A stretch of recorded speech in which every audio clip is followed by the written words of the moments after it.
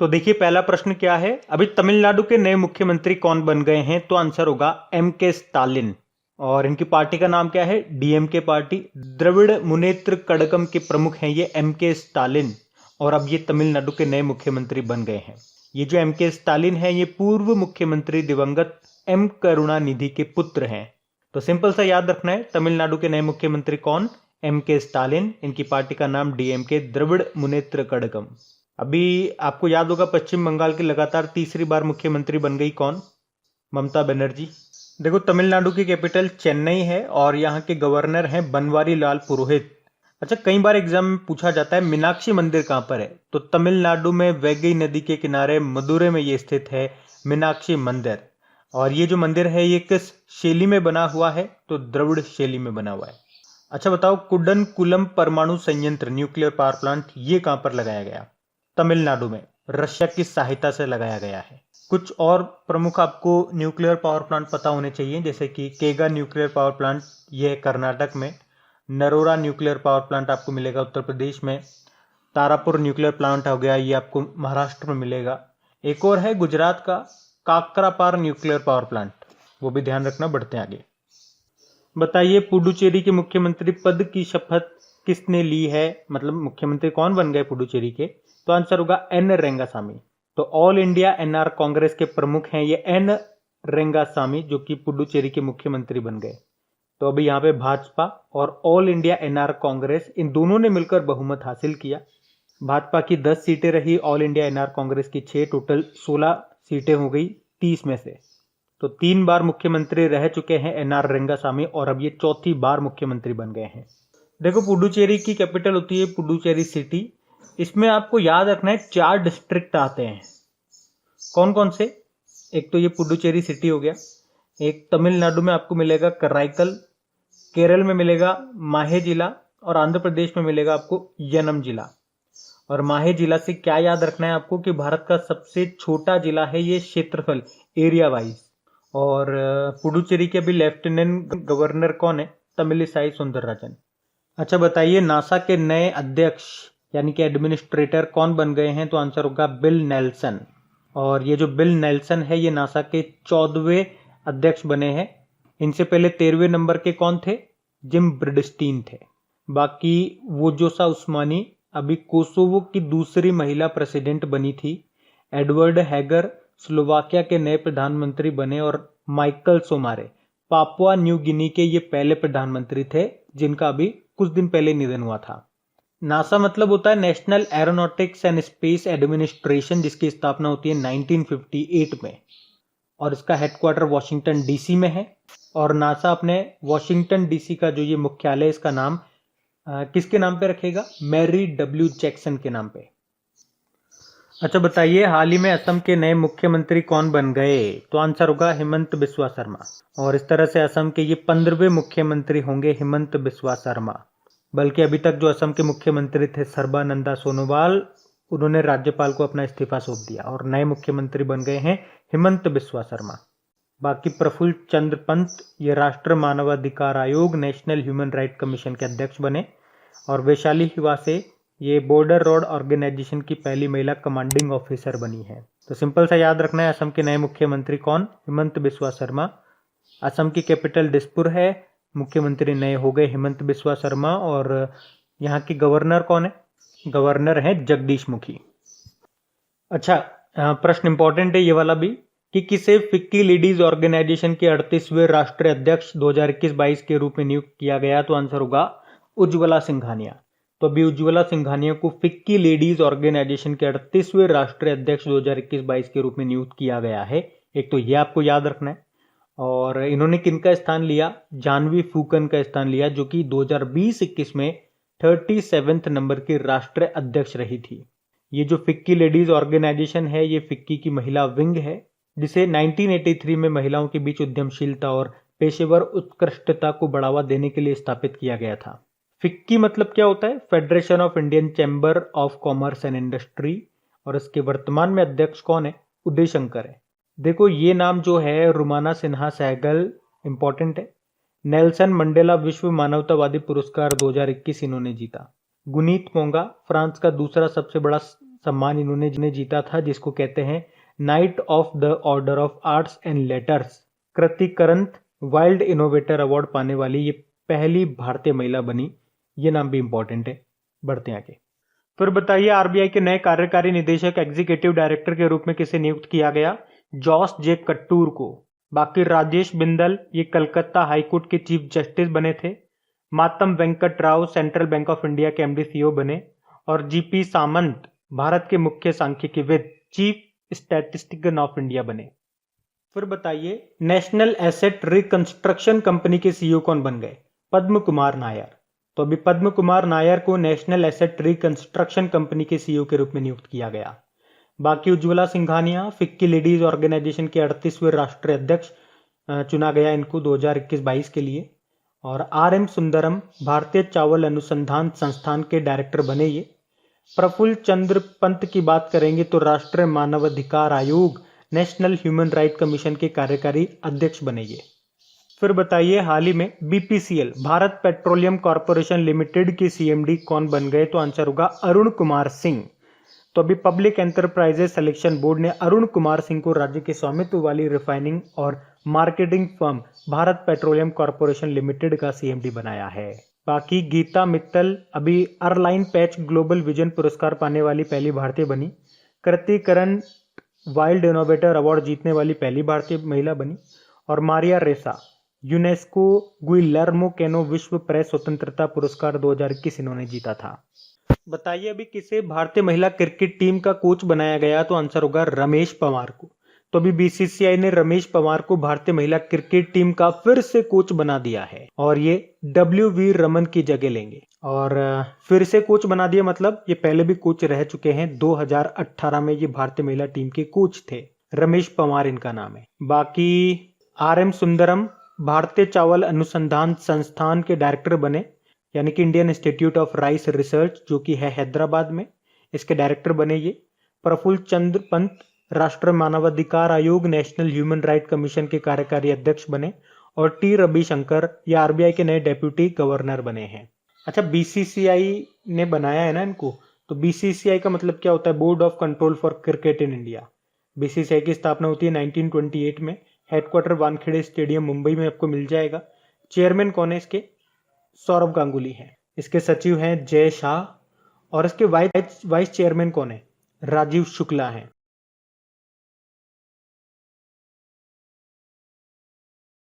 फिर बताइए, किस भारतीय को अर्लाइन पैच ग्लोबल विजन पुरस्कार से सम्मानित किया जाएगा? तो आंसर होगा गीता मित्तल को। गीता मित्तल नाम जानते हो ना? जम्मू कश्मीर हाईकोर्ट की पूर्व मुख्य न्यायाधीश रही हैं ये गीता मित्तल। और इनको 2021 के लिए अर्लाइन पेच ग्लोबल विजन पुरस्कार के 2 प्राप्तकर्ताओं में से एक के रूप में चुना गया है। और इस पुरस्कार के दूसरे प्राप्तकर्ता कौन है? मैक्सिको की मार्गरेटा लूना रामोस। और आपको बता दूं, गीता मित्तल ये पुरस्कार पाने वाली पहली भारतीय न्यायाधीश होंगी। वैसे वर्तमान में गीता मित्तल क्या है? तो अभी ये ब्रॉडकास्टिंग कंटेंट कंप्लेंट्स काउंसिल के अध्यक्ष हैं और ये पद संभालने वाली भी ये पहली महिला है, तो इनका नाम याद रखना।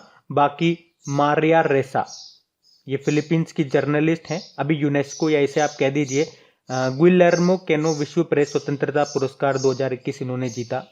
बाकी श्यामला गणेश अभी जापान का order of rising sun gold and silver rays सम्मान से सम्मानित किया गया। बेंगलुरु की टीचर है और जापानी लैंग्वेज सिखा रही हैं ये। कृति करंत की बात करेंगे तो वाइल्ड इनोवेटर अवार्ड जीतने वाली पहली भारतीय महिला बनी। ये नाम भी इंपॉर्टेंट है, याद रखना। बढ़ते हैं आगे। अच्छा बताइए, New York city international film festival में किसे सर्वश्रेष्ठ अभिनेता का पुरस्कार मिला? तो आंसर होगा अनुपम खेर को। तो इन्हें शॉर्ट फिल्म कैटेगरी में बेस्ट एक्टर का अवार्ड दिया गया। किस शॉर्ट फिल्म के लिए पूछा जाएगा? तो हैप्पी बर्थडे के लिए। और इसी फिल्म को बेस्ट शॉर्ट फिल्म का अवार्ड भी मिला है, ये भी ध्यान रखो आप। बाकी Paresh Rawal national school of drama के अभी चेयरपर्सन बने थे, ये भी करंट अफेयर्स का प्रश्न है। और रजनीकांत आप जानते हो 51वां दादा साहब फाल्के अवार्ड के लिए इनको चुना गया। इनसे पहले 50वां मिला था किसको? अमिताभ बच्चन को। अच्छा, कुछ क्वेश्चंस मैं आपसे पूछता हूँ यहाँ पे, बताना, देखें किसको पता है। अभी मोरक्को फिल्म फेस्टिवल में किस फिल्म को बेस्ट इंटरनेशनल फीचर फिल्म का अवार्ड दिया गया था? बताओ। तो आंसर होगा पुगलिया। ये मराठी फिल्म है, क्या नाम है? पुगलिया। चलो दूसरा प्रश्न बताओ, अभी किसे फिल्म फेयर अवार्ड में लाइफ टाइम अचीवमेंट का पुरस्कार दिया गया था? तो इरफान खान को उनकी मूवी अंग्रेजी मीडियम के लिए।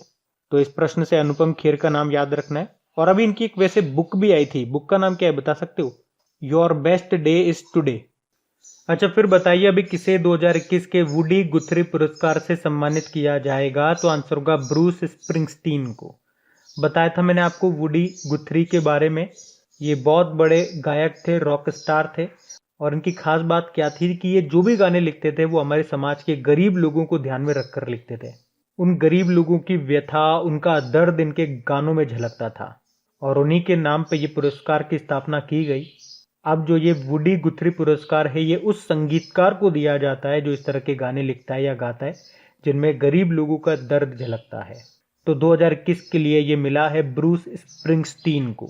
बाकी रुमाना सिन्हा सहगल नेल्सन मंडेला मानवतावादी पुरस्कार 2021 इन्होंने जीता।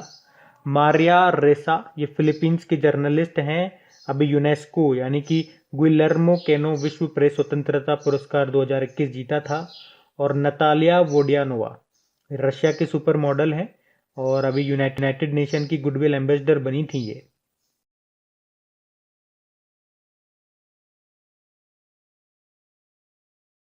अच्छा बताइए, किस राज्य सरकार ने मनोज दास अंतर्राष्ट्रीय साहित्य पुरस्कार प्रदान करने का निर्णय लिया? तो आंसर होगा उड़ीसा सरकार ने। मनोज दास ये उड़ीसा के बहुत महान लेखक थे। ये 2 भाषाओं में लिखा करते थे, उड़िया में भी और इंग्लिश में भी। तो ये जो पुरस्कार है ये उड़िया और इंग्लिश दोनों कैटेगरी में दिया जाएगा और इसमें विजेता को 10 लाख रुपए दिए जाएंगे। मैंने आपको बताया था अभी उड़ीसा ने बच्चों के लिए भी एक अवार्ड शुरू किया है, मनोज किशोर लिटरेरी टैलेंट अवार्ड, वो बच्चों को दिया जाएगा। उड़ीसा की कैपिटल भुवनेश्वर है। यहाँ के मुख्यमंत्री है नवीन पटनायक और गणेशी लाल यहाँ के गवर्नर हैं। चीफ जस्टिस कौन है यहाँ के? एस मुरलीधर नए बने हैं। अच्छा बताइए, अभी हाल ही में अरब वर्ल्ड नोबेल पुरस्कार जीतने वाली पहली भारतीय कौन बन गई है? तो आंसर होगा डॉक्टर ताहिरा कुतुबुद्दीन। तो मुंबई में जन्मी डॉक्टर ताहिरा कुतुबुद्दीन ये शिकागो यूनिवर्सिटी में अरबी साहित्य की प्रोफेसर हैं और अभी हाल ही में 15वां शेख जायद बुक पुरस्कार जीतने वाली भारतीय मूल की पहली व्यक्ति ये बन गई है। तो इनका नाम इंपॉर्टेंट रहेगा आपके एग्जाम पॉइंट ऑफ व्यू से। और इस पुरस्कार को अरब जगत का नोबेल पुरस्कार माना जाता है। और उन्होंने अपनी पुस्तक अरबी ऑरेशन आर्ट एंड फंक्शन के लिए ये पुरस्कार जीता है। बाकी देखो, डॉक्टर अमित केसरवानी का नाम न्यूज में था। अभी doctor APJ Abdul Kalam scientist award 2021 इन्होंने जीता। डॉक्टर राजेंद्र सिंह भंडारी सुभाष चंद्र बोस आपदा प्रबंधन पुरस्कार जीता। डॉक्टर अनुला मौर्य 2020 के लिए international symposium and education award इन्हें मिला। एक नाम मैं आपको और बताऊंगा, सुष्मिता लेंका, इनको पेंगोलिन के संरक्षण के लिए एशिया पर्यावरण प्रवर्तन यानी कि एशिया एनवायरमेंट एनफोर्समेंट अवार्ड मिला था। एक गीतांजलि राव का नाम भी याद रख लो, ये जरूर एग्जाम में पूछा जा सकता है। Times kid of the year इनको चुना गया था। फिर बताइए, अभी किसे भारतीय चैंबर ऑफ कॉमर्स के द्वारा ग्रीन ऊर्जा अवार्ड से सम्मानित किया गया? तो आंसर होगा इरेडा। इरेडा मतलब Indian renewable energy development agency limited, जिसको इस साल रिन्यूएबल एनर्जी यानी कि अक्षय ऊर्जा के लिए फाइनेंसिंग इंस्टीट्यूशन में अग्रणी सार्वजनिक संस्थान होने के लिए ग्रीन एनर्जी अवार्ड से सम्मानित किया गया। किसने ये अवार्ड दिया? तो इंडियन चैंबर ऑफ कॉमर्स ने। तो इरेडा, अच्छा इरेडा, इरेडा की फुल फॉर्म क्या होती है? Insurance regulatory and development authority, और इरेडा की है Indian renewable energy development agency limited. फिर बताइए, अभी किसने विश्व खाद्य पुरस्कार 2021 को जीता है? तो आंसर होगा शकुंतला थिल्स्टेड ने। भारतीय मूल की वैश्विक पोषण विशेषज्ञ हैं ये डॉक्टर शकुंतला हरसिंह थिल्स्टेड, और इन्होंने ही प्रतिष्ठित 2021 का विश्व खाद्य पुरस्कार जीता है। उन्हें दुनिया भर में लाखों लोगों के लिए पोषण, स्वास्थ्य और आजीविका में सुधार करने के लिए ये पुरस्कार दिया गया। और ये जो विश्व खाद्य पुरस्कार है ना, इसे नोबेल शांति पुरस्कार विजेता नॉर्मन बैरलॉग के द्वारा 1986 में स्थापित किया गया था। अच्छा, विश्व खाद्य पुरस्कार से आपको याद आना चाहिए, एक विश्व खाद्य दिवस भी होता है, वर्ल्ड फूड डे, जो हम कब मनाते हैं? 16 अक्टूबर को। अब एक प्रश्न आ रहा है, संभालना, वर्ल्ड फूड सेफ्टी डे हम कब मनाते हैं? ध्यान से सुनो, मैंने आपको क्या कहा? वर्ल्ड फूड डे मनाते हैं 16 अक्टूबर को। अब बताओ, वर्ल्ड फूड सेफ्टी डे कब मनाया जाता है? ये आपको बताना है कमेंट बॉक्स में टाइप करके। और अगर आप लोग डेली हमारे करंट अफेयर्स का रिवीजन वाला वीडियो देखते होंगे जहां हम पुराने महीने के करंट अफेयर्स का रिवीजन तो करते ही हैं, साथ में डेली 10 डेज का भी रिवीजन करते हैं, तो कई बार मैं आपको बता चुका हूं। और इस तरह की चीजें लिंक कर करके ही हम वहां पे याद करते हैं, तो आपको याद होना चाहिए। अब बताओ बाकी। सुष्मिता लेंका पेंगोलिन के संरक्षण के लिए एशिया एनवायरमेंट एनफोर्समेंट यानी कि एशिया पर्यावरण प्रवर्तन पुरस्कार मिला था इनको। Geetanjali Rao Times kid of the year चुना गया इन्हें। और doctor Tahira Qutbuddin Arab world Nobel पुरस्कार जीतने वाली पहली भारतीय बनी है। अच्छा, वैसे आपको याद होगा वर्ल्ड फूड प्रोग्राम के बारे में, हेडक्वार्टर जिसका रोम इटली में है। क्यों याद होगा? क्योंकि इसे 2020 में नोबेल शांति पुरस्कार जो मिला था।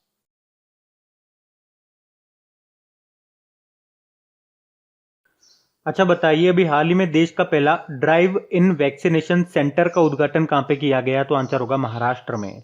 इसका मतलब ये हो गया कि आप कार लेकर के आएंगे, आपको वैक्सीन लगा दी जाएगी और आप चले जाएंगे। और जिन लोगों के पास कार उपलब्ध नहीं है उन्हें शिवसेना खुद कार उपलब्ध कराएगी। वो कार लेकर के उनको आएगी, वैक्सीन लगाएगी और उनको घर पे छोड़ के आ जाएगी। और ये अपनी तरह का पहला प्रयास है ड्राइव इन वैक्सीनेशन, जो कि मुंबई में शुरू हुआ है। अच्छा, मैंने आपसे एक प्रश्न पूछा था डेली करंट अफेयर्स वाले में कि मुंबई जो है ये किस द्वीप पर स्थित है? तो याद रखना, सालसेट द्वीप पर।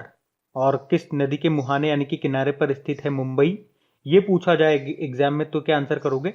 उल्हास नदी। और मुंबई के साथ में दो दर्रे हैं, एक है थाल घाट दर्रा जो कि मुंबई को नासिक से जोड़ता है, और दूसरा है भोर घाट दर्रा जो कि मुंबई को पुणे से जोड़ता है। और नए चीफ जस्टिस बने थे दीपांकर दत्त नाम है उनका। फिर बताइए, हाल ही में कौन सा देश 12 और उससे अधिक उम्र के बच्चों के लिए फाइजर बायोटेक कोरोना वैक्सीन को मंजूरी देने वाला पहला देश बन गया? तो आंसर होगा कनाडा। तो अभी कनाडा सरकार ने 12 साल और उससे अधिक उम्र के बच्चों के लिए वैक्सीनेशन की व्यवस्था की है। और इस तरह से ही विश्व का पहला देश होगा जिसने 12 से लेकर 15 साल तक के बच्चों के लिए वैक्सीनेशन प्रोग्राम को शुरू किया है।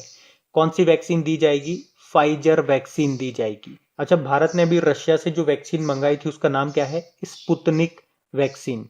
देखो, कनाडा की कैपिटल ओटावा है, करेंसी कनेडियन डॉलर हो गई, प्रेसिडेंट हैं जस्टिन ट्रूडो। और कनाडा और यूएस के बीच की जो बॉर्डर लाइन है उसको क्या कहते हैं? 49th पैरेलल कहते हैं।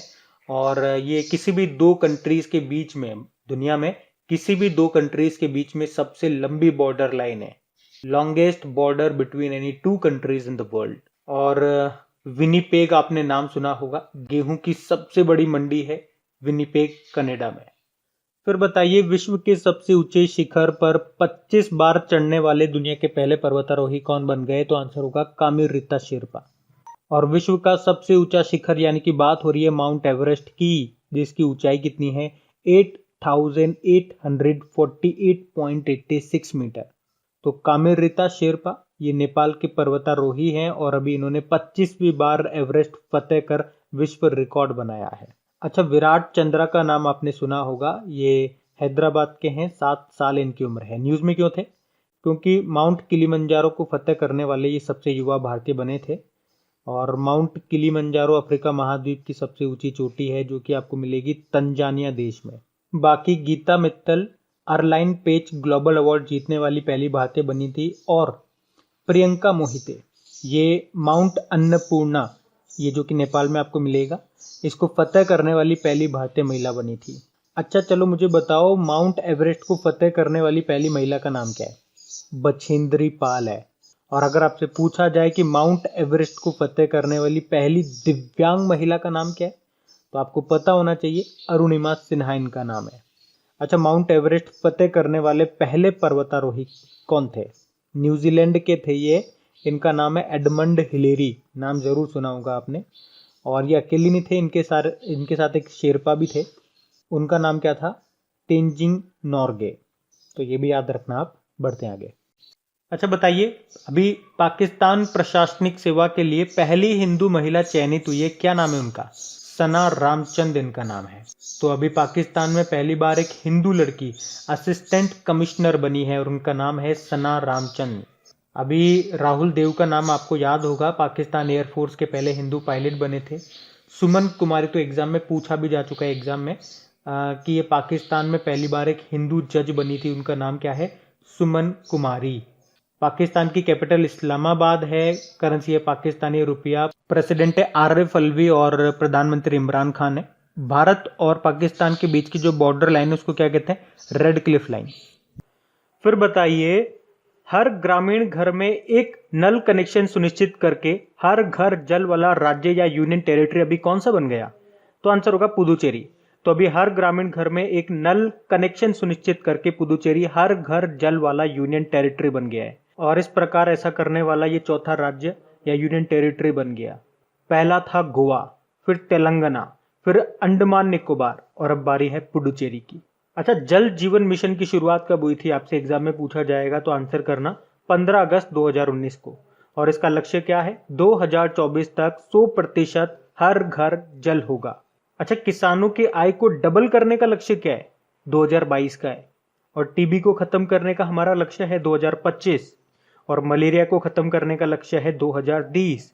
और हमारी भारतीय रेलवे को पूरी तरह से ग्रीन एनर्जी पे चलाने का, यानी कि रिन्यूएबल एनर्जी पे चलाने का लक्ष्य 2030 है। और पूरी तरह से इलेक्ट्रिफिकेशन होने का 2023 लक्ष्य है। वैसे अभी पुदुचेरी के नए मुख्यमंत्री कौन बन गए? एन रेंगासामी। और इन्होंने किस भाषा में शपथ ली? तमिल भाषा में।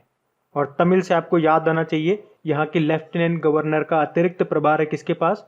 तमिलिसाई सौंदरराजन के पास। उन्होंने ही इनको शपथ दिलाई थी। बढ़ते आगे।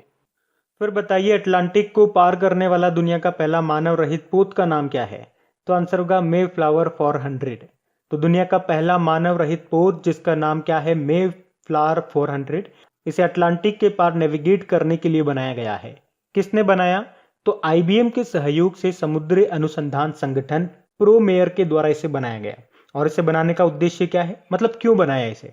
तो इसे समुद्री जीवों के पता लगाने के लिए, समुद्री प्रदूषण का अध्ययन करने के लिए, पानी में प्लास्टिक का विश्लेषण करने के लिए इसे बनाया गया है। आईबीएम के सहयोग से इसे बनाया है। आईबीएम का हेडक्वार्टर कहाँ है? न्यूयॉर्क में। आईबीएम मतलब होता है इंटरनेशनल बिजनेस मशीन। स्थापना 1972 में इसकी हुई थी। और इसके सीईओ अरविंद कृष्णा है। अभी आपको याद होगा आईबीएम न्यूज में था, क्योंकि आईबीएम ने 2 नैनोमीटर चिप बनाई है जो कि सबसे छोटी और सबसे शक्तिशाली माइक्रोचिप है। आईबीएम को ही बिग ब्लू के नाम से भी जानते हैं। ये प्रश्न एग्जाम में आ चुका है, ध्यान रखना, मैं आपको कई बार बता चुका हूं। तो याद रखना, यह है दुनिया का पहला मानव रहित पोत।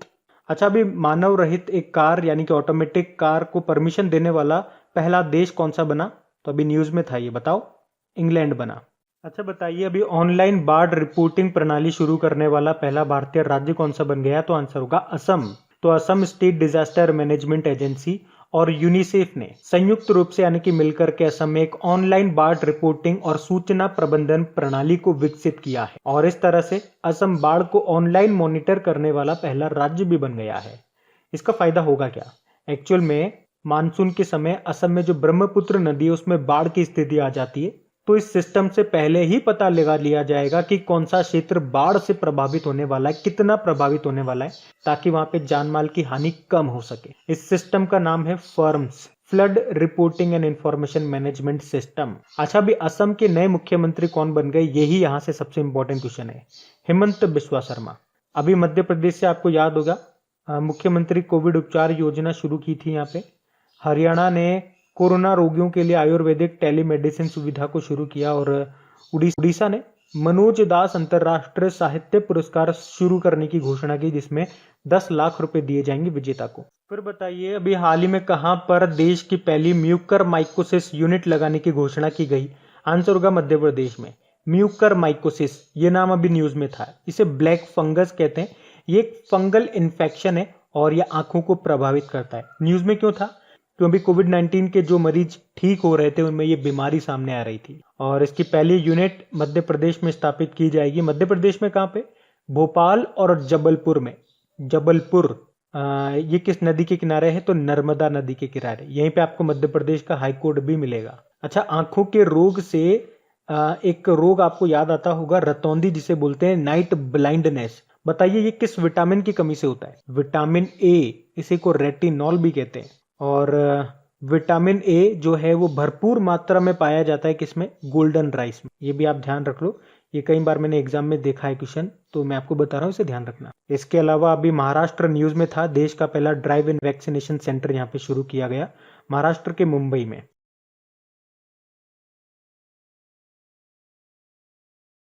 फिर बताओ विश्व एथलेटिक्स दिवस ये कब मनाया गया? तो आंसर होगा 5 मई को। अब ये भी ध्यान रखना, ये हर साल 5 मई को नहीं मनाया जाता। एक्चुअल में इसकी जो डेट है, ये जो तारीख है, वो IAAF तय करता है। हालांकि महीना मैक्सिमम मई ही होता है, बस डेट बदल दी जाती है इसकी। और इस विश्व एथलेटिक्स दिवस को मनाने का उद्देश्य क्या है? एथलेटिक्स में युवाओं की भागीदारी को बढ़ावा देना, उन्हें खेल के महत्व के बारे में शिक्षित करना। अभी मैंने आपको कहा था IAAF, जिसका मतलब होता है international association of athletics federation. वैसे अब इसका नया नाम आ गया है, अब हम इसे वर्ल्ड एथलेटिक्स के नाम से जानते हैं। इसकी स्थापना हुई थी 1912 में। हेडक्वार्टर इसका मिलेगा आपको मोनाको में। इसके अध्यक्ष हैं सेबेस्टियन कोए। देखो, ये हो गया वर्ल्ड एथलेटिक्स डे, जो कि 5 मई को मना रहे हैं इस बार। एक नेशनल स्पोर्ट्स डे मनाते हैं हम लोग। महान हॉकी प्लेयर थे मेजर ध्यानचंद जी, उनके जन्मदिन को वो कब मनाते हैं? 29 अगस्त को। और यहीं पे आपको मैं बताना चाहूंगा 7 मई के बारे में भी। 7 मई को रविंद्रनाथ टैगोर जी की जयंती होती है। एशिया के पहले नोबेल पुरस्कार विजेता थे, साहित्य का नोबेल पुरस्कार मिला था उनको। और क्यों फेमस है ये, मतलब सबसे ज्यादा इंपॉर्टेंट क्वेश्चंस क्या बनते हैं यहाँ से? एक तो भारत और बांग्लादेश का राष्ट्रगान लिखा था इन्होंने। भारत का तो आप जानते हो जन गण मन है, और बांग्लादेश का अमार सोनार बांग्ला। और इनकी एक रचना काफी फेमस है, कौन सी? गीतांजलि। करंट अफेयर से इनको लिंक करोगे तो आपको याद आएगा, इजराइल ने अपनी एक सड़क का नाम रविंद्रनाथ टैगोर जी के नाम पे रखा है, टैगोर स्ट्रीट। उसके अलावा 7 मई को अभी बॉर्डर रोड ऑर्गेनाइजेशन ने अपना 61वां स्थापना दिवस मनाया। एक्चुअली में इसकी स्थापना हुई थी 7 मई 1960 में। अच्छा, बॉर्डर रोड ऑर्गेनाइजेशन से कुछ इंपॉर्टेंट क्वेश्चन बताता हूं जो आपके एग्जाम में पूछे जा सकते हैं। जैसे तो पूछ लिया जाए तो ये पूछ लिया जाए कि इसके डायरेक्टर जनरल कौन है? राजीव चौधरी है। और एक करंट का पार्ट याद रखो आप, क्योंकि अभी बॉर्डर रोड ऑर्गेनाइजेशन की पहली महिला कमांडिंग अधिकारी बनी थी, ऑफिसर बनी थी, कौन? वैशाली हिवासे।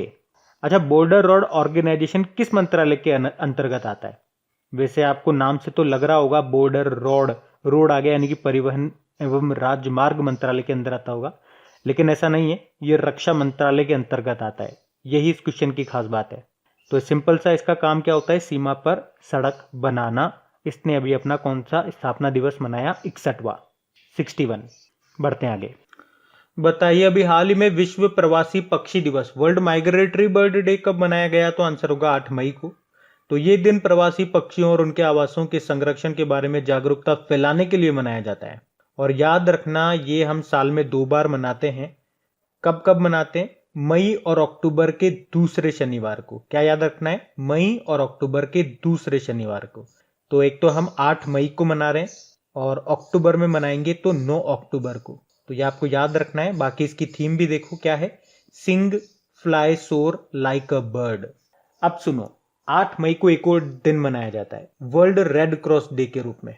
और ये दिन रेड क्रॉस वॉलंटियर्स को जरूरतमंद लोगों की मदद करने में उनके योगदान के लिए श्रद्धांजलि देने के लिए मनाया जाता है। और 8 मई को ही क्यों? क्योंकि 8 मई को हेनरी डुनेंट का बर्थडे होता है, जयंती होती है। ये हेनरी डुनेंट रेड क्रॉस के अंतरराष्ट्रीय समिति के संस्थापक थे, जिन्हें पहला नोबेल शांति पुरस्कार मिला था 1901 में। तो वर्ल्ड रेड क्रॉस डे मनाते हैं 8 मई को, और इसकी थीम रही थी अनस्टॉपेबल। अच्छा, ये भी याद रखो यहाँ से, international committee of red cross, इसका हेडक्वार्टर कहां पर है? तो जेनेवा स्विट्जरलैंड में है। वर्तमान में इसके अध्यक्ष हैं पीटर मोरर। और आपको बता दूं, जो रेड क्रॉस सोसाइटी है, इसने 3 बार नोबेल अवार्ड भी जीत रखा है। कब कब? 1917 को, 1944 को, और 1963 में से 3 बार नोबेल पुरस्कार मिल चुका है। अच्छा, भारत में रेड क्रॉस सोसाइटी की स्थापना कब होती है? 1920 में। तो इतना आप यहां से ध्यान रख सकते हैं। बढ़ते हैं आगे। फिर बताइए, हाल ही में विश्व थैलेसीमिया दिवस कब मनाया जाता है? तो आंसर होगा 8 मई को। थैलेसीमिया ये अनुवांशिक रोग है, यानी कि एक पीढ़ी से दूसरी पीढ़ी में जाने वाली खून से संबंधित बीमारी है, ब्लड डिसऑर्डर है। इसमें जो हीमोग्लोबिन होता है, जो आरबीसी होता है, बहुत कम हो जाती है। थैलेसीमिया दिवस कब मनाते हैं? 8 मई को। और इसकी थीम रही थी addressing health inequalities across the global thalassaemia community. फिर बताइए हाल ही में राष्ट्रीय प्रौद्योगिकी दिवस नेशनल टेक्नोलॉजी डे कब मनाया गया? तो आंसर होगा 11 मई को। और 11 मई को वैसे मनाते क्यों इसको? क्योंकि 11 मई 1998 को भारत ने ऑपरेशन शक्ति नाम से राजस्थान के पोखरण में दूसरा सफल परमाणु परीक्षण किया था। एपीजे अब्दुल कलाम के नेतृत्व में किया गया था। इसीलिए हम 11 मई को मनाते हैं ये नेशनल टेक्नोलॉजी डे के रूप में। और इसकी थीम रही इस बार science and technology for a sustainable future, एक सतत भविष्य के लिए विज्ञान और प्रौद्योगिकी। अच्छा, पहला परमाणु परीक्षण ये हमने कब किया था? 1974 में किया था, पोखरण में ही, जिसको नाम दिया था ऑपरेशन स्माइलिंग बुद्धा। और इन परीक्षणों के बाद भारत परमाणु क्लब में शामिल होने वाला विश्व का 6ठा देश बन गया था। देखो, ये तो हो गया नेशनल टेक्नोलॉजी डे जो आपको याद रहेगा 11 मई को। नेशनल साइंस डे कब मनाते हैं ये याद है क्या आपको? 28 फरवरी को, याद रखना। फिर बताइए विश्व नर्स दिवस कब मनाया गया? तो आंसर होगा 12 मई को। और 12 मई को ही क्यों मनाते हैं? क्योंकि 12 मई 1820 को आधुनिक नर्सिंग की संस्थापक रही फ्लोरेंस नाइटिंगेल का जन्म हुआ था इंग्लैंड में। तो उन्हीं के जन्मदिन को ही हम नर्स दिवस के रूप में मनाते हैं। उन्हें लेडी विद लैम्प के नाम से भी जाना जाता है। अच्छा, नाइटिंगेल से याद आता है एक अवार्ड। बताओ 2020 का राष्ट्रीय फ्लोरेंस नाइटिंगेल पुरस्कार किसने जीता था? डॉक्टर शीला केनी ने। और अगर आपसे पूछा जाए पहला मेडिकल डिवाइस पार्क ये कहां पे खोला जाएगा? केरल में। अच्छा, ये तो नर्स डे की बात कर ली। क्या आप मुझे बताओगे नेशनल डॉक्टर्स डे कब मनाया जाता है? बताओ कमेंट बॉक्स में कब मनाया जाता है।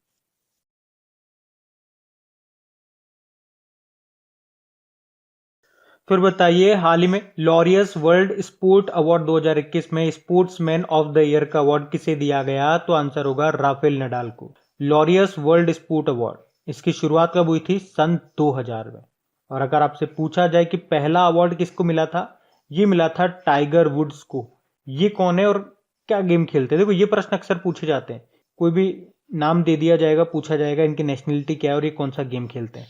तो ये गोल्फ खेलते हैं, ये यूएसए के प्लेयर हैं टाइगर वुड्स। बाकी इस साल की बात करेंगे 2021 के विजेताओं की, तो पुरुषों में तो राफेल नडाल विजेता रहे। ये स्पेन के टेनिस प्लेयर हैं जिनको किंग ऑफ क्ले कोर्ट कहा जाता है और चौथी बार इन्होंने यह अवार्ड जीता। महिलाओं में बात करेंगे तो नाओमी ओसाका विजेता रही, जापान की ये टेनिस प्लेयर हैं। जबकि बेस्ट टीम का अवार्ड मिला है बेयर्न म्यूनिक को, ये जर्मन की फुटबॉल टीम है। तो मैंने आपको पहला अवार्ड बता दिया किसे मिला, टाइगर वुड्स को। इस साल किसे मिला ये मैंने आपको बता दिया। और इससे पिछले साल किसको मिला था ये भी जान लो। 2020 में मिला था लियोनल मेसी को, जो कि अर्जेंटीना के फुटबॉल प्लेयर है, और लुइस हैमिल्टन को, ये फार्मूला 1 ड्राइवर हैं ब्रिटेन से। किस कार कंपनी की गाड़ी चलाते हैं? तो मर्सिडीज की। बाकी ये नाम भी देख लो, फिर बची गया ये नोवाक जोकोविच, ये टेनिस प्लेयर हैं सर्बिया के। और इस साल का जो ऑस्ट्रेलियन ओपन 2021 हुआ था उसमें मेन सिंगल का टाइटल इन्होंने ही जीता था। जबकि वुमेन सिंगल का टाइटल जीता था किसने? नाओमी ओसाका ने, जो कि जापान की टेनिस प्लेयर है। तो इस एक ही क्वेश्चन में काफी सारे क्वेश्चंस मैंने आपके क्लियर कर दिए, इनको याद रखना। बढ़ते हैं आगे। बताइए अभी हाल ही में किस खेल संगठन ने महामारी से प्रभावित अपने समुदाय की मदद करने के लिए चेकमेट कोविड इनिशिएटिव को शुरू किया है? तो वैसे तो नाम से ही पता लगा लेंगे आप, ऑल इंडिया चेस फेडरेशन इसका आंसर होगा। चेकमेट ये क्या होता है? तो चेस के खेल में जब हम राजा को मार देते हैं तो उसे चेकमेट कहा जाता है। और इस चेकमेट कोविड इनिशिएटिव को शुरू किया ऑल इंडिया चेस फेडरेशन ने। तो इस इनिशिएटिव में होगा क्या? तो इसमें उन खिलाड़ियों की मदद की जाएगी जो कोविड-19 के कारण बहुत ज्यादा प्रभावित हुए हैं। अच्छा, ऑल इंडिया चेस फेडरेशन के प्रेसिडेंट कौन है? संजय कपूर है। और भारत में पहली चेस एकेडमी ये खोली जाएगी कहां पे? उड़ीसा के भुवनेश्वर में। फिर अगला प्रश्न है कि किसने मैड्रिड ओपन महिला सिंगल्स का खिताब जीत लिया? तो आंसर होगा एरिना सबालेंका ने। तो अभी एरिना सबालेंका ने मैड्रिड ओपन में वुमेन सिंगल का टाइटल जीत लिया है। अच्छा, एरिना सबालेंका ये किस देश की प्लेयर है? ये बेलारूस की टेनिस प्लेयर है। कई बार मैंने आपको बताया इस तरह के प्रश्न आपके एग्जाम में पूछे जाते हैं। प्लेयर का नाम दे देंगे, बोलेंगे किस खेल से संबंधित है या किस देश से ये है, इनकी नेशनलिटी क्या है। तो याद रखना ये बेलारूस की टेनिस प्लेयर है। और इन्होंने किसको हराया? इन्होंने हराया है world number 1 tennis player Ashleigh Barty को। एशले बार्टी ये ऑस्ट्रेलिया की टेनिस प्लेयर हैं। बाकी नाओमी ओसाका ये जापान की टेनिस प्लेयर है और आपको याद होगा अभी लॉरियस सर्वश्रेष्ठ महिला खिलाड़ी 2021 का खिताब जीता था इन्होंने। और पुरुषों में राफेल नडाल ने जीता था जो कि स्पेन के टेनिस प्लेयर हैं। और नाओमी ओसाका से आपको याद होगा इस साल का 2021 का जो ऑस्ट्रेलियन ओपन हुआ था उसमें वुमेन सिंगल टाइटल जीता था नाओमी ओसाका ने, और मेन सिंगल टाइटल नोवाक जोकोविच ने जीता था जो कि सर्बिया के टेनिस प्लेयर हैं। बाकी कोनेरू हम्पी ये टेनिस प्लेयर नहीं है, ये चेस प्लेयर है। अभी बीबीसी सर्वश्रेष्ठ भारतीय महिला खिलाड़ी इनको चुना गया था। बाकी बारबोरा स्ट्राइकोवा ये भी टेनिस प्लेयर हैं चेक रिपब्लिक की। इनका नाम मैं इसलिए बता रहा हूं क्योंकि अभी इन्होंने रिटायरमेंट की घोषणा कर दी है, तो पूछा जा सकता है एग्जाम में इनका नाम दे करके कि किस देश की प्लेयर है या किस खेल से संबंध रखती हैं, याद रखना ये। देखो मैड्रिड ओपन, अच्छा मैड्रिड ये किसकी कैपिटल होती है? स्पेन की कैपिटल होती है। और आपको याद है ना कोप 25 जो दिसंबर 2019 में हुआ था यहीं पे हुआ था। और इस साल जो कोप 26 होगा वो कहां पे होगा? ग्लासगो स्कॉटलैंड में होगा, याद रखना। फिर बताइए हाल ही में किसने लगातार 5वीं बार स्पेनिश ग्रैंड प्रिक्स जीत ली है? तो आंसर होगा लुइस हैमिल्टन ने। लुइस हैमिल्टन ये ब्रिटेन के फॉर्मूला 1 ड्राइवर हैं और कौन सी कंपनी की गाड़ी चलाते हैं? मर्सिडीज के ड्राइवर हैं। और अभी इन्होंने ही स्पेनिश ग्रैंड प्रिक्स 2021 को जीत लिया है और उन्होंने लगातार 5वीं बार ये रेस जीती है। फर्स्ट नंबर पे लुइस हैमिल्टन रहे जो कि ब्रिटेन के हैं और मर्सिडीज के ड्राइवर हैं। सेकंड नंबर पे मैक्स वर्स्टपन रहे जो कि नीदरलैंड के हैं और रेडबुल की गाड़ी चलाते हैं।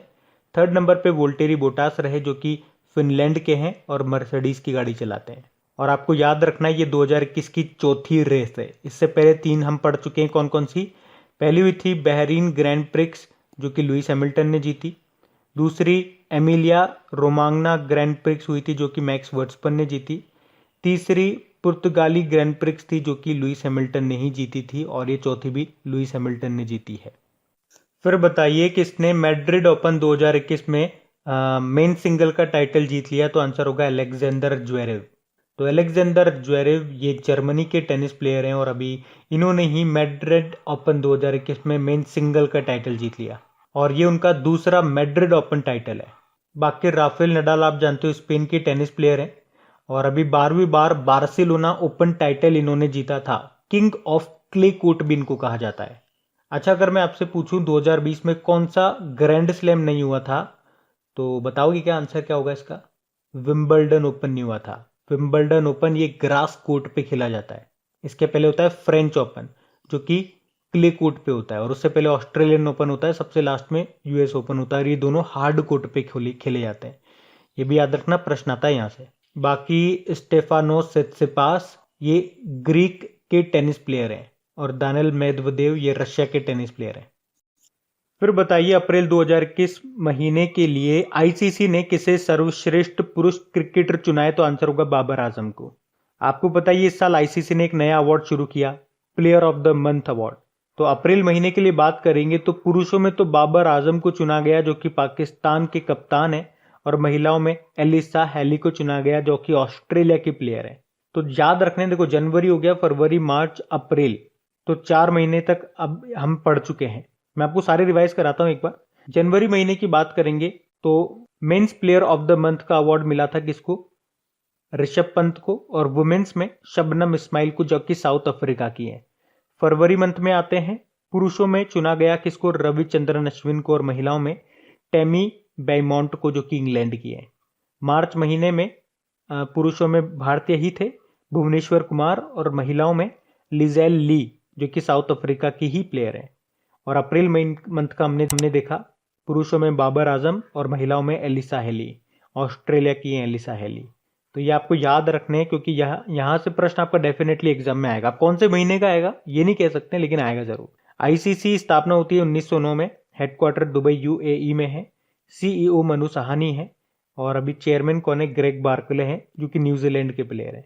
2023 के आईसीसी जो वनडे वर्ल्ड कप होंगे वो आपको पता है कहाँ होंगे? भारत में होंगे।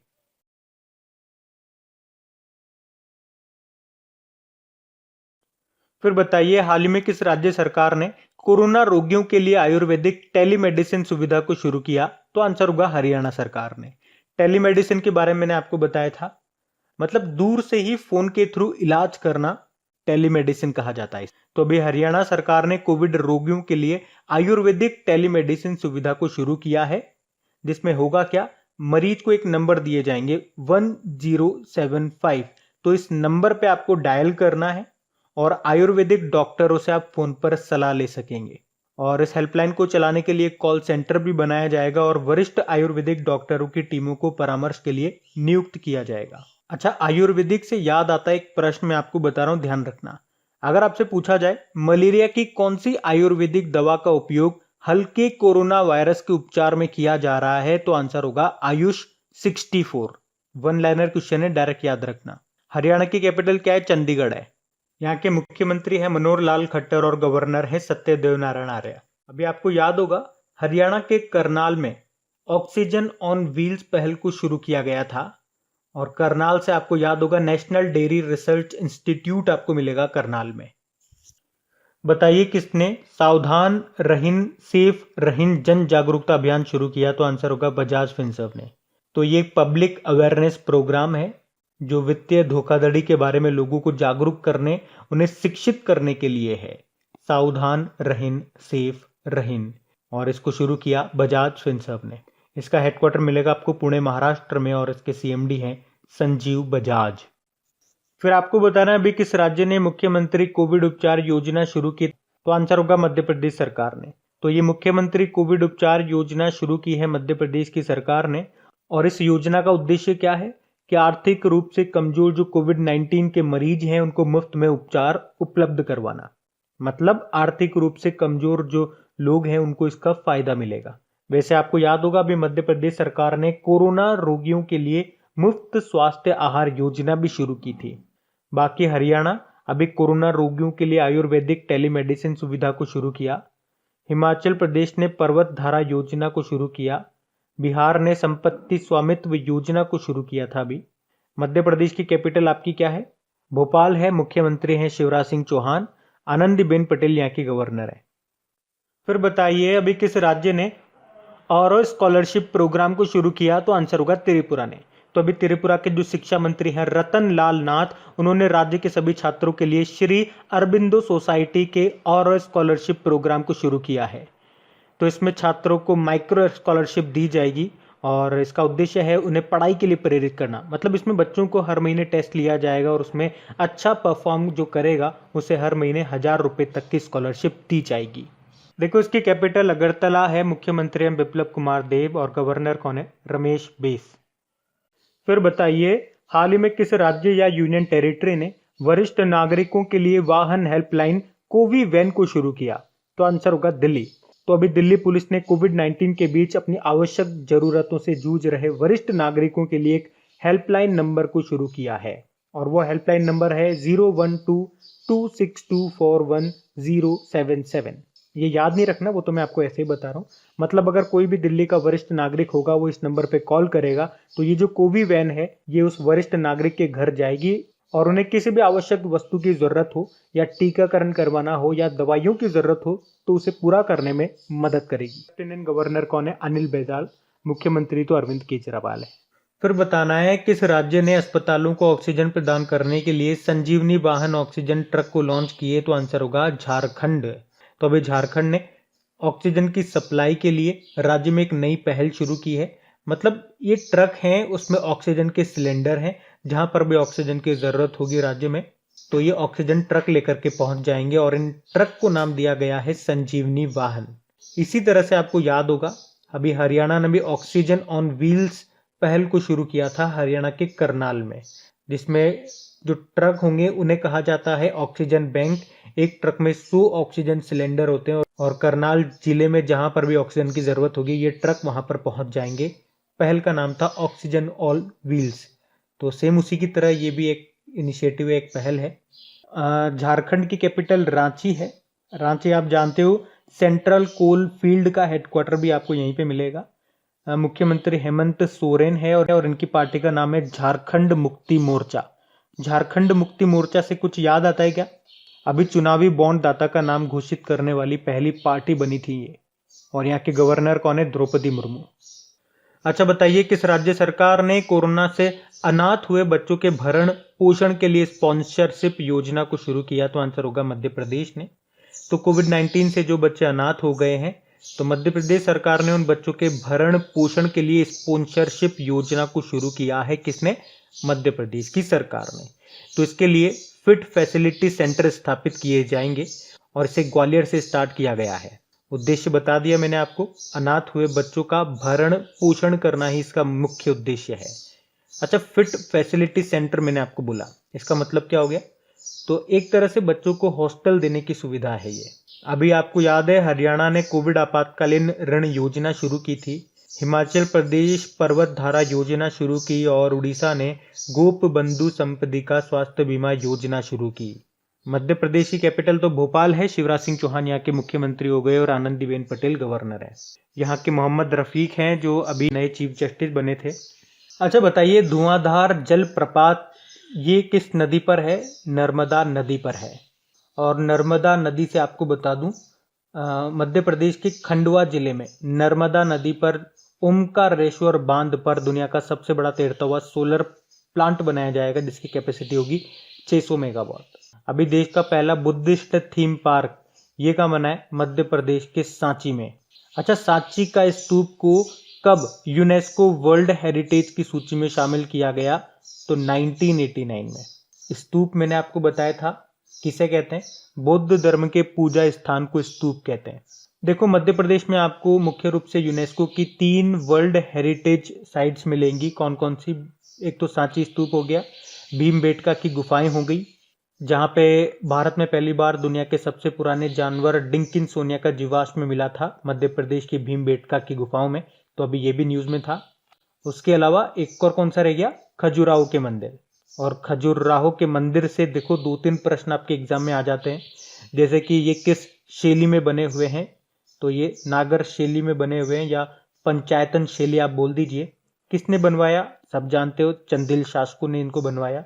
छतरपुर मध्य प्रदेश में आपको ये मिलेंगे। तो इतना आप ध्यान रखें। यहां से बढ़ते हैं आगे।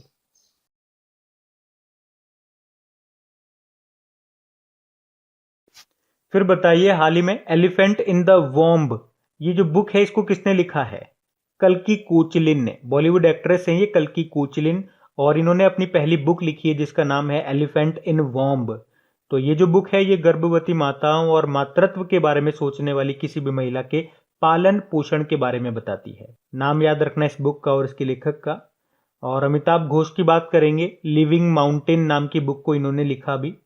शरद पगारे 30वां व्यास सम्मान जीता इन्होंने अपने उपन्यास पाटलिपुत्र की सम्राज्ञी के लिए। और शरण कुमार लिम्बाले की बात करेंगे तो 30वां सरस्वती सम्मान इन्होंने जीता अपने उपन्यास सनातन के लिए। ये भी इंपॉर्टेंट रहेगा, क्वेश्चन याद रखना। फिर बताइए, life in the clock tower valley नाम की बुक को किसने लिखा है? तो आंसर होगा शकूर राथेर ने। प्रेस ट्रस्ट ऑफ इंडिया के पत्रकार हैं ये शकूर राथेर, और अभी इन्होंने अपनी पहली बुक लिखी है life in the clock tower valley नाम से। और इसमें कश्मीर के प्राचीन अतीत, इसके वर्तमान और हमेशा अनिश्चित भविष्य के बारे में बताया गया है। अभी झुम्पा लाहिड़ी का नाम न्यूज में था, इन्होंने एक बुक लिखी है वेयर अबाउट नाम से। मोहन कृष्ण बोहरा, अभी इन्हें इनकी पुस्तक तस्लीमा संघर्ष और साहित्य के लिए 2021 में 30वां बिहारी पुरस्कार मिला था। और देवीर सिंह भंडारी युवा Bharat the heroes of today नाम की बुक लिखी। फिर बताइए, हाल ही में बुद्धा इन गंधारा नाम की बुक को किसने लिखा? तो आंसर होगा सुनीता द्विवेदी ने। बाकी शकूर राथेर इन्होंने बुक लिखी थी life in a clock tower valley. कल्कि कोचलिन ने एलिफेंट इन द वॉर्म नाम की बुक लिखी। और इंद्राणी मजूमदार ने सत्यजीत रे की एक बुक है अनदर डजन स्टोरीज, उसको बंगाली से इंग्लिश में ट्रांसलेट किया था इन्होंने।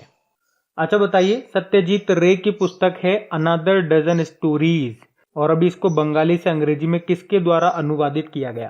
तो आंसर होगा इंद्राणी मजूमदार को।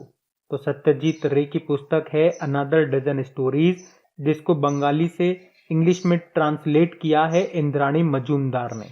बाकी आकाश रानीसन climate change explained for one and all नाम की बुक को लिखा था। डॉक्टर शैलेंद्र जोशी सुपारी पालन नाम की बुक को लिखा। और Sanjay Baru India's power elite caste class and cultural नाम की बुक को इन्होंने लिखा था।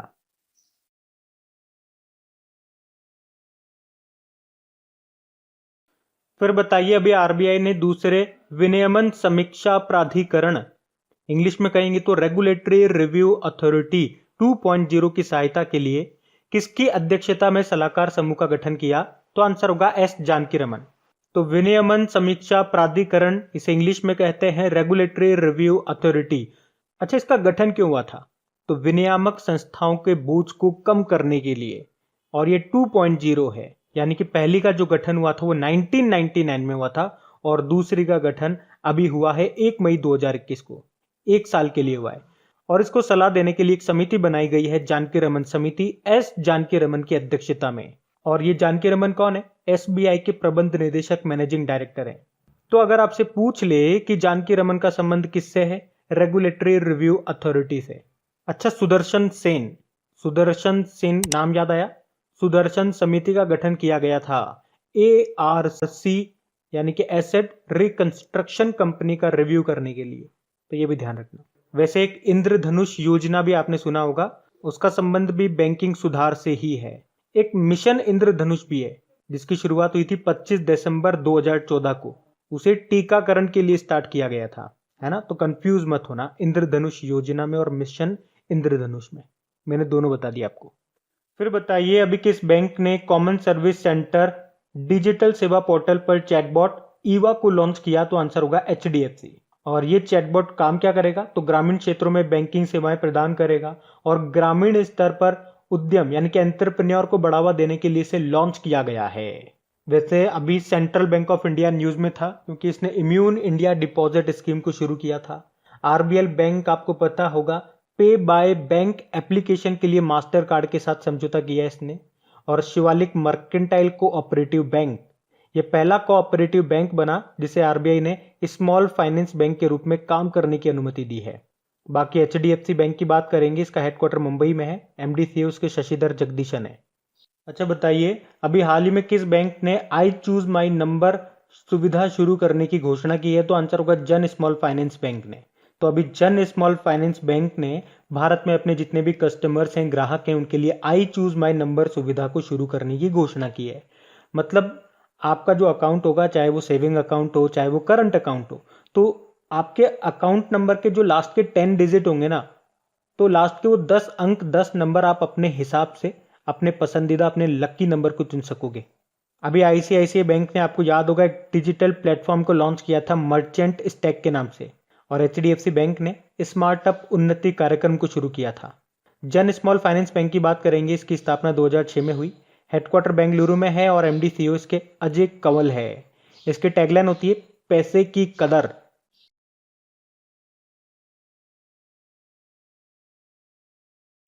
तो प्रश्न है, अभी किस देश के वैज्ञानिकों ने यूरेनियम के सबसे हल्के रूप की खोज की है? तो आंसर होगा चाइना। तो अभी चाइना के वैज्ञानिकों ने यूरेनियम 214 की खोज की है, जो कि यूरेनियम का अब तक का सबसे हल्का रूप है। यूरेनियम ये एक न्यूक्लियर फ्यूल है और याद रखना, इसी को येलो केक भी बोला जाता है। और इसका इस्तेमाल कहां पे होता है यूरेनियम का? भाई न्यूक्लियर फ्यूल है तो न्यूक्लियर रिएक्टर में इसका इस्तेमाल होता है एज अ फ्यूल।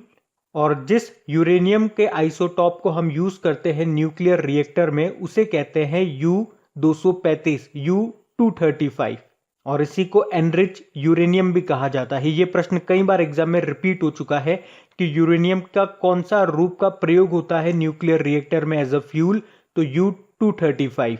और एनरिच यूरेनियम किस रूप को कहते हैं? यूरेनियम 235 को कहते हैं। तो ये याद रखना है आपको।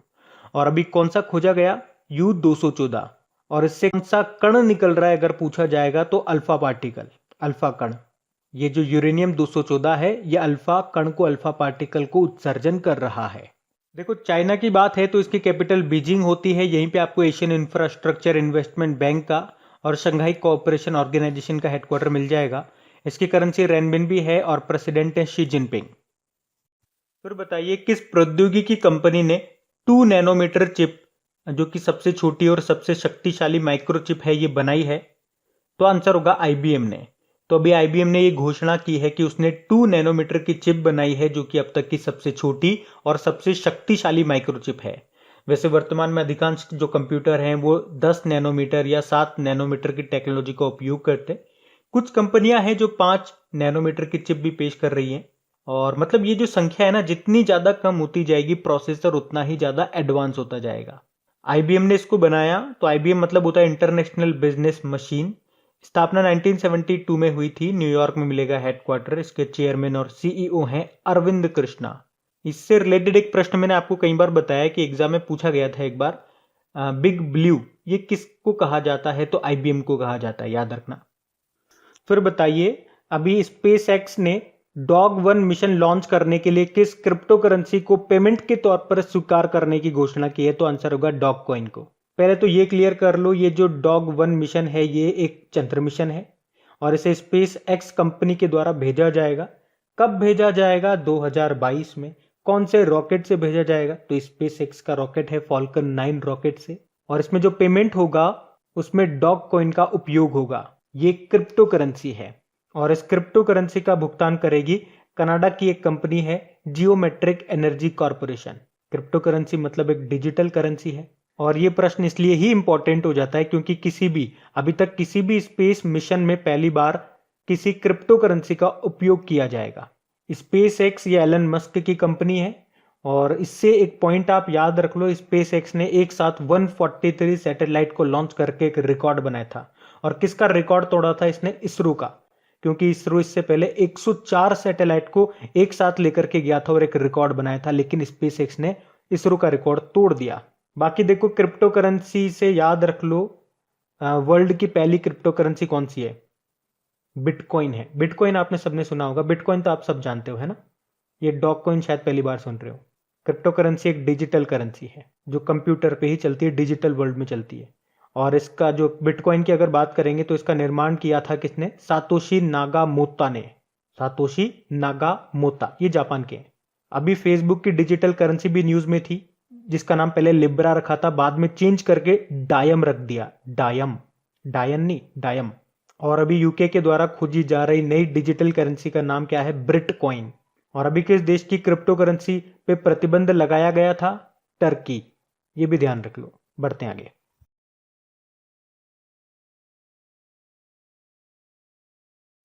फिर बताइए, अभी रघुनाथ महापात्रा का कोरोना के कारण निधन हो गया। वो क्या थे?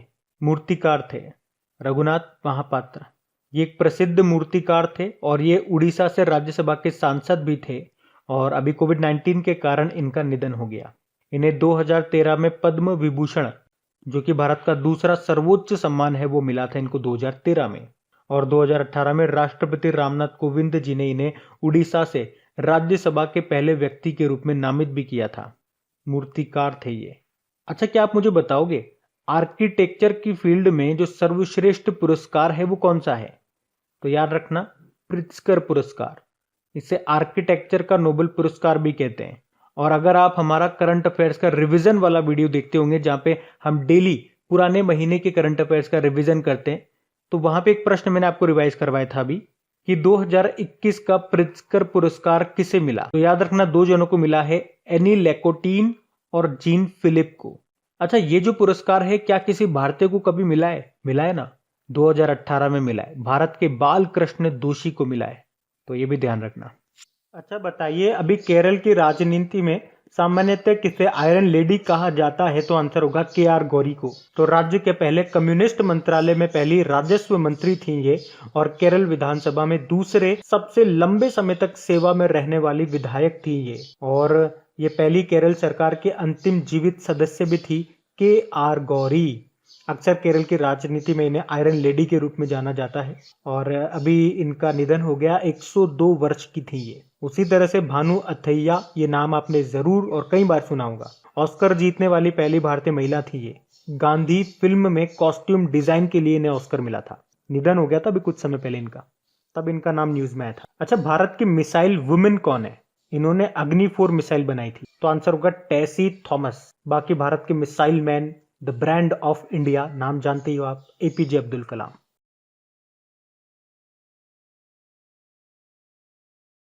अच्छा, हार्ले डेविडसन ने किस नाम से अपना ऑल इलेक्ट्रिक मोटरसाइकिल ब्रांड को लॉन्च किया? तो आंसर होगा लाइव वायर। मतलब अब ये इलेक्ट्रिक मोटरसाइकिल बनाएगा लाइव वायर नाम से, हार्ले डेविडसन। इसके सीईओ हैं JN जॉइट्स। फिर बताइए, अभी हाल ही में 12,000 हॉर्स पावर के 100वें रेल इंजन को रेलवे में शामिल किया गया। इसे किसने बनाया है? इसे बनाया है Madhepura electric locomotive private limited ने। आपको याद होगा 2020 में हम लोगों ने पढ़ा था 12,000 हॉर्स पावर का पहला इंजन, उसको भारतीय रेलवे में शामिल किया गया था और उसको बनाया था Madhepura electric locomotive private limited ने।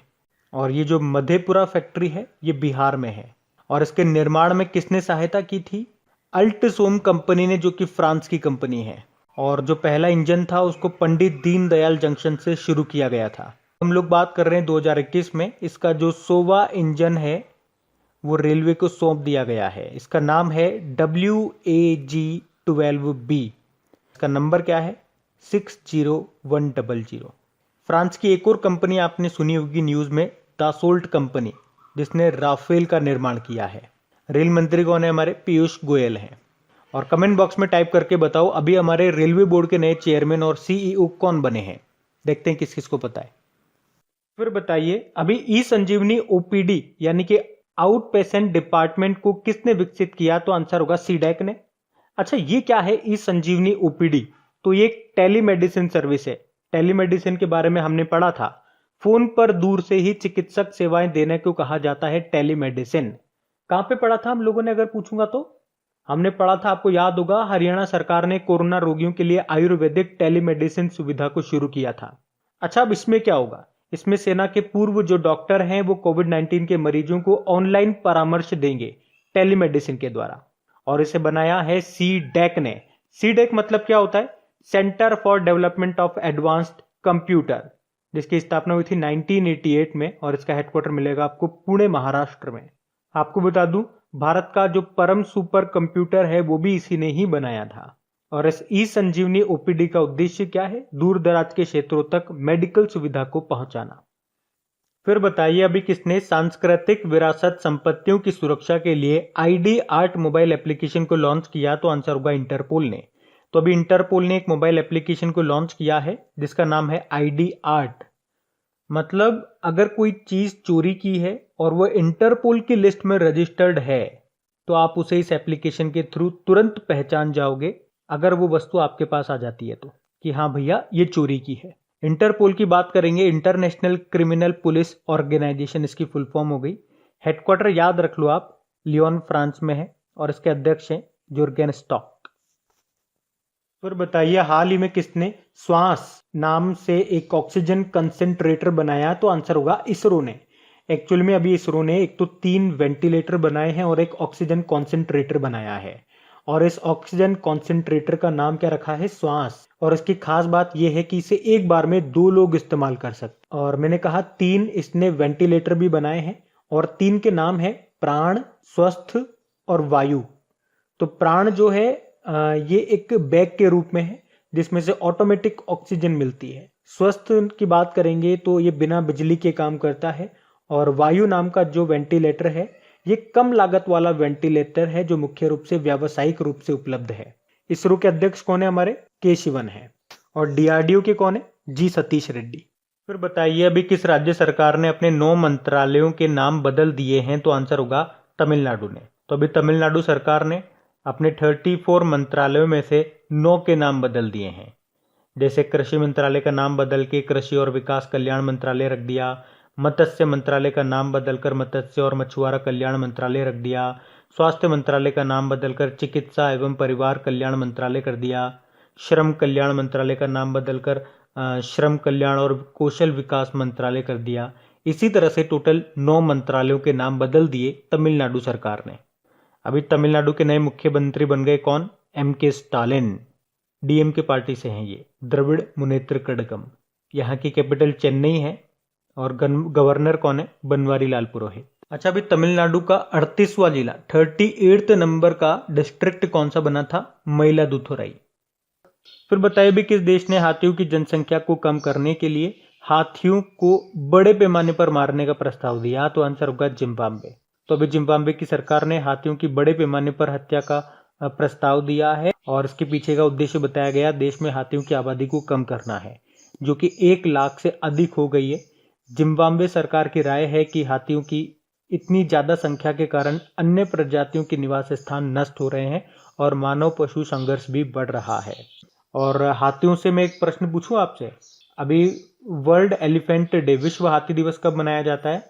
तो जब हम इंटरनेशनल यूथ डे मनाते हैं तभी, यानी कि 12 अगस्त को। उसके अलावा याद रखो आप, देश का पहला हाथी पुनर्वास केंद्र, इंडियाज फर्स्ट एलिफेंट रिहेबिलाइजेशन सेंटर, ये कहाँ पे खुला है? केरल के कोट्टूर में। बाकी जिम्बाब्वे की कैपिटल हरारे है, प्रेसिडेंट इमरसन मंगांगवा है। अच्छा बताइए, हाल ही में सीबीएसई ने परीक्षा के समय छात्रों की मदद करने के लिए किस एप्लीकेशन को लॉन्च किया? तो आंसर होगा सीबीएसई दोस्त फॉर लाइफ। तो अभी सीबीएसई ने परीक्षा के समय छात्रों की मदद के लिए सीबीएसई दोस्त फॉर लाइफ नाम से एक एप्लीकेशन को लॉन्च किया है। तो इस एप्लीकेशन पर काउंसलर और विभिन्न कॉलेजों के जो प्रिंसिपल है वो छात्रों को परीक्षाओं के तनाव से बचने की सलाह देंगे और वे ये भी समझाएंगे कि 12वीं की परीक्षा के बाद छात्रों को किस स्ट्रीम में आगे बढ़ना चाहिए। तो ये जो एप्लीकेशन है मुख्य रूप से कक्षा 9 से लेके 12वीं तक के छात्रों के लिए तैयार की गई है। सीबीएसई इसके चेयरपर्सन कौन है वर्तमान में? मनोज आहूजा है। अच्छा, ये किरण एप्लीकेशन का नाम आपने जरूर सुना होगा। ये भी मानसिक तनाव को कम करने के लिए है एप्लीकेशन, जिसको लॉन्च किया था सामाजिक अधिकारिता मंत्रालय ने, जिसके मंत्री हैं थावर चंद गहलोत। और एक मानस एप्लीकेशन भी सुनी होगी आपने, ये भी मानसिक स्वास्थ्य को मजबूत करने के लिए ही है, मानस एप्लीकेशन। फिर बताइए, हाल ही में जारी prime global cities index Q1 2021 report में कौन सा शहर टॉप पे रहा? तो आंसर होगा चाइना का शेंझेन। तो प्राइम ग्लोबल सिटीज इंडेक्स ये एक वैल्यूएशन बेस्ड इंडेक्स है जो दुनिया भर के 45 से ज्यादा शहरों में प्राइम रेजिडेंशियल प्राइजेस को स्थायी मुद्रा में ट्रैक करता है। तो इस इंडेक्स के अनुसार इस साल की पहली तिमाही में प्राइम रेजिडेंशियल प्रॉपर्टी की कीमत सबसे ज्यादा यानी कि 18.9% शेंझेन चाइना में बढ़ी है, जबकि न्यूयॉर्क इस सूची में सबसे नीचे यानी कि 46 नंबर पे रहा है। भारत में बात करेंगे तो दिल्ली 32 नंबर पे रहा और मुंबई 36 नंबर पे है और बेंगलुरु 40वें स्थान पे है। पहले नंबर पे मैंने आपको बताया चाइना का शेंझेन, दूसरे नंबर पर भी चाइना का है शंघाई शहर और तीसरे नंबर पर भी चाइना का है ग्वांगझोउ। अच्छा बताइए, अभी हाल ही में मियाँ का बाड़ा रेलवे स्टेशन का नाम बदलकर महेश नगर कर दिया। ये रेलवे स्टेशन किस राज्य में है? राजस्थान में है। तो ये जो मियाँ का बाड़ा रेलवे स्टेशन है ये राजस्थान के जोधपुर में है और अब इसका नाम बदलकर महेश नगर कर दिया गया। ये जोधपुर वही जोधपुर है जहाँ पे भारत और फ्रांस के बीच में अभी एक एक्सरसाइज हुआ था, किस नाम से? Desert knight exercise. और नाम बदलने से आपको याद आता होगा, अभी कुर्नूल हवाई अड्डे का नाम बदल करके उयालवाड़ा नरसिम्हा रेड्डी के नाम पे रखा गया। उसी तरह से रावलपिंडी में जो प्रसिद्ध KRL क्रिकेट स्टेडियम है उसका नाम शोएब अख्तर के नाम पे रखा गया। अभी मध्य प्रदेश के होशंगाबाद शहर का नाम नर्मदापुरम किया गया था। राजस्थान की कैपिटल जयपुर हो गई, जिसे अभी यूनेस्को ने वर्ल्ड हेरिटेज साइट में शामिल किया था। और यहाँ के अशोक गहलोत मुख्यमंत्री हो गए, कलराज मिश्र यहाँ के गवर्नर हैं और यहाँ के चीफ जस्टिस कौन है? इंद्रजीत मोहंती। राजस्थान दिवस कब मनाते हैं हम? 30 मार्च को। बताइए, अभी हाल ही में किस राज्य में जलकुंभी से बायोडिग्रेडेबल तथा कंपोस्टेबल मुरहन योगा मैट, जिसे आप चटाई बोलते हैं, ये बनाई है? तो आंसर होगा असम में। जलकुंभी आपको बताया ना, ये पानी में तेजी से फैलती है और एक बहुत बड़ी समस्या है, लेकिन इस समस्या को संपदा में बदल दिया है असम के मछुआरे समुदाय की 6 युवा लड़कियों ने।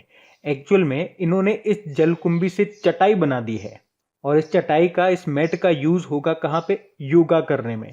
और इसकी खास बात यह है कि इससे पर्यावरण को नुकसान भी नहीं होगा क्योंकि ये पूरी तरह से बायोडिग्रेडेबल है। और इस मैट, इस चटाई का नाम क्या रखा है? मुरहन योगा मैट। मुरहन ये एक पक्षी है जो कहाँ मिलता है? गुवाहाटी में एक स्थायी मीठे पानी की झील है। कौन सी? दीपोर झील, जो कि एक रामसर साइट भी है और पक्षी वन्यजीव अभ्यारण्य भी है, और वहीं मिलता है ये मुरहन नाम का पक्षी और इसी के नाम पे इस चटाई का नाम रखा है मुरहन योगा मैट। अब बात यहाँ पे असम की हो रही है, तो असम की कैपिटल दिसपुर है।